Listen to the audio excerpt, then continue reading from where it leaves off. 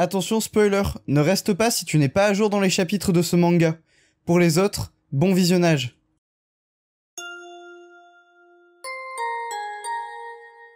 Bonjour à tous, c'est Sadiste et on se retrouve aujourd'hui pour la review du chapitre 400 de My Hero Academia. Déjà 400 chapitres qui sont sortis. Moi je suis sur les reviews de Scan depuis le chapitre 280, 90. Je ne sais plus exactement, je vous laisserai aller vérifier ça par vous-même. Mais bref, déjà 400 chapitres de My Hero Academia, c'est énorme et je suis toujours aussi content de pouvoir vous faire des reviews tous les dimanches. Pour fêter les 400 chapitres sur My Hero Academia, il faut au moins que cette vidéo fasse 400 pouces bleus.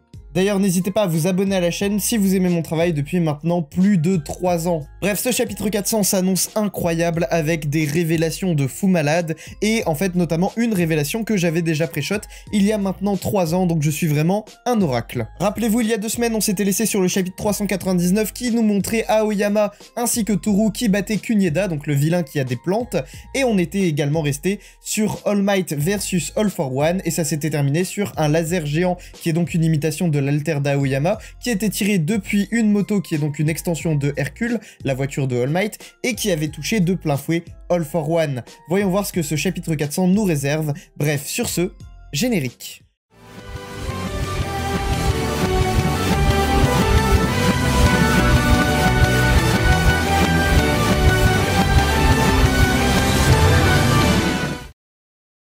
Le chapitre s'ouvre sur Aoyama qui est avec Toru, et Toru est complètement à poil et totalement visible, et Aoyama lui dit Agakure, point d'interrogation, et Toru se rend compte petit à petit que on la voit en fait, et donc elle part en s'enfuyant dans la forêt après avoir demandé à Aoyama d'arrêter de la fixer.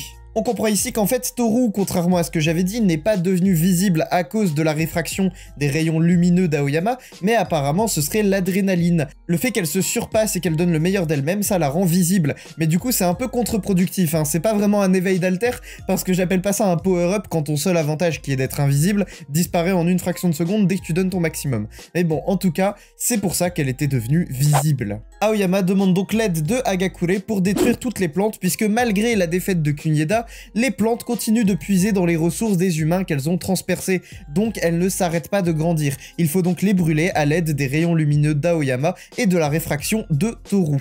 Toru s'inquiète pour l'estomac de Aoyama, lui demande si ça va aller et il lui répond qu'aujourd'hui c'est son dernier jour en tant qu'élève à Yue et qu'il est prêt à aller jusqu'au bout. Mais donc ça veut dire que Aoyama va officiellement quitter Yue après cette guerre. On en revient donc à All Might versus All for One et on peut voir donc Hercule, la moto de All Might, qui tire toujours son laser, mais celle-ci se décharge très vite et ses moteurs sont surchauffés.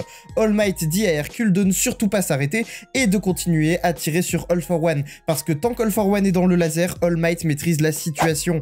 D'ailleurs, il dit qu'il s'est inspiré du combat de Star and Stripes contre Shigaraki pour l'utilisation d'un laser géant qui empêche la régénération de All for One. Le problème, c'est que Star and Stripes a pu utiliser un renforcement de son alter pour faire en sorte que le laser soit plus puissant et ne s'arrête jamais et continue d'enfoncer Shigaraki. Sauf que lui, il ne peut pas faire ça avec All for One. Donc All Might utilise une extension de son armure qui est une copie de l'alter cette fois-ci de Jiro. Et cet alter, c'est donc Earphone Jack avec une onde de choc qui part de la poitrine d'All Might. Donc on peut voir sur sa poitrine, on peut voir des espèces de haut-parleurs qui sont installés dans son armure et ils servent à envoyer cette onde de choc qui empêche All for One de se relever et de quitter le laser. All Might explique que pour esquiver le laser, il a dû sacrifier Tentapoulpe, donc toutes ses tentacules, ainsi que utiliser ses propulseurs pour esquiver le laser qui allait toucher All for One de plein fouet. Il explique aussi qu'il a une armure invisible en résine optique, donc qui est ici une copie de l'alter de Toru, et que ça l'a rendu un peu plus résistant à la chaleur, ce qui lui a permis d'esquiver le laser. Par contre, pour s'assurer que All for One était bien placé au bon endroit, il a été obligé de se laisser toucher par All for One. C'est-à-dire qu'il a volontairement laissé All for One le taper sur le côté. Ce coup volontaire lui a coûté l'utilisation de ses jambes, mais en même temps c'était totalement calculé de la part de All Might, et d'ailleurs il nous explique que la raison pour laquelle All for One l'a tapé sur le côté et pas sur le visage directement, c'est parce que All for One voulait voir All Might agoniser de douleur. Et donc cette volonté d'All for One d'être trop gourmand sur ce combat et de vouloir voir All Might agoniser a fait que celui-ci a pu esquiver l'attaque et en profiter pour faire en sorte que All for One soit dans ce laser. Malheureusement pour All Might, le laser empêche les mouvements d'All for One, mais pas l'utilisation d'autres haltères,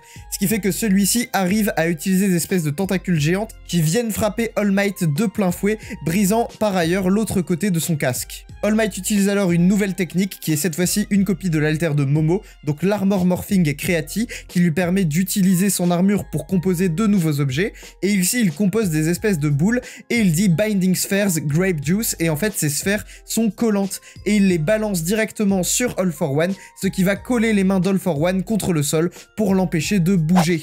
All Might se dit dans sa tête, dépêche-toi de mourir avant que la joie ne cesse d'endormir la douleur, et sur la page suivante, on peut donc voir un All Might complètement euphorique mais également extrêmement blessé. Et en fait on comprend ici que la seule chose qui l'empêche de ressentir la douleur, c'est la joie de savoir qu'il va peut-être gagner ce combat. All Might est clairement dans un état second ici, et ça lui permet donc de pouvoir continuer de se battre malgré le fait que ses jambes sont complètement brisées. D'ailleurs ça ne m'étonnerait pas qu'à la fin du combat, All Might ne puisse plus jamais utiliser ses jambes.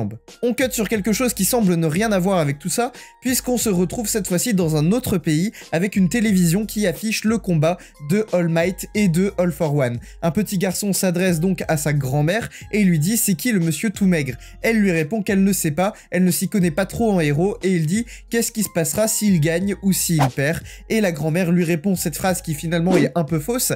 Elle lui dit ils s'affrontent dans un pays lointain, cela n'affectera pas nos vies, quoi qu'il advienne, et le petit garçon dit « je vois ». Mais il se trompe. En tout cas, la grand-mère se trompe.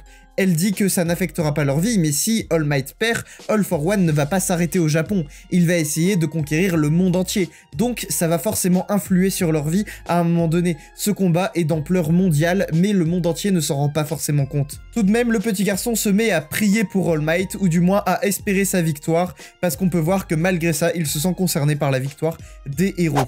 Fin de cette mini-aparté, et la moto qui tirait le laser, donc Hercule, se met à exploser, et le laser s'arrête. Ce qui ne fait pas du tout sourire All Might, puisqu'il avait prévu que le laser continue jusqu'à ce que All for One soit complètement anéanti, ou du moins qu'il ait au moins rajeuni à un stade où il ne peut plus rien faire. De ce rayon sort un All for One très jeune, beaucoup plus jeune que tout à l'heure, hein, je lui donnerai pas plus que 10 ans sur cette image, et il lui dit « Je te l'ai dit, les machines ne peuvent pas dépasser leurs limites », et on apprend que le corps de All for One brille, et cette fois-ci c'est à mon tour de briller, puisqu'il y a 2 ans, je vous avais fait une théorie où j'avais dit ceci. Nous savons que le premier cas recensé d'alter et donc d'anormalité pour l'époque, puisque maintenant la normalité c'est d'avoir un alter, mais à l'époque le premier cas d'anormalité, la première individualité, le premier alter qui a vraiment été recensé était celui d'un bébé né en Chine qui était brillant. Bien évidemment pas brillant dans le sens intelligent, mais brillant dans le sens bioluminescent. Quelque chose me perturbe assez fortement concernant le premier utilisateur ainsi que All for One, c'est la nature de leurs alters. Leurs 2 alters sont, bien que très éloignés, assez similaires sur un point, ils concernent tous les deux le monde des alters de manière générale.